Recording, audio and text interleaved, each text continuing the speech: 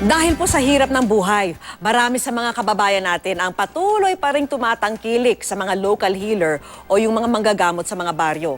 Kumpara raw kasi sa pagpunta sa ospital, mas nakatitipid sila sa ganitong klase ng gamutan. Ganyan po ang nagiging sitwasyon ng ilan nating kababayan sa Apayao.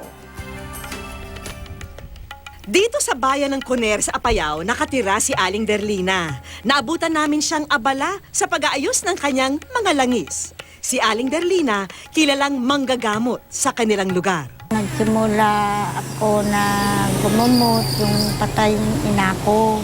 Yung mga tao na may tulong sa inyo, tulungan.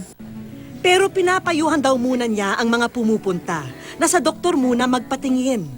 Pero dahil hirap sa buhay ang mga taga rito, siya na ang nagiging unang takbuhan. Kasi pagpunta kami sa doktor, mahal-mahal ang mga bayarin.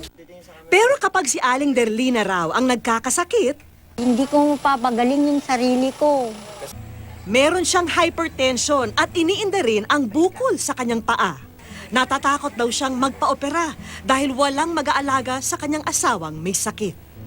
Kaya si Aling Derlina, ating inanyayahan sa Kalusugan Caravan. Yung bukol sa kanya is a tendon cyst. I-excise lang yon, tatanggalin lang yung bukol. I am encouraging her na dalhin sana sa Cagayan Valley Medical Center. May maintenance siya, kayo yun din ang nireseta ko. Nagbigay din ako ng pang-ubo. Tayo na rin ang nagdala ng doktor para matignan ang kanyang mister. Pinakita ko yung mga exercises that he can do every day. The more he'll do it, the better he can walk, and the better his balance will be, the better his strength will be. Nagbigay rin tayo ng mga gamot at vitamins para sa kanilang mga anak.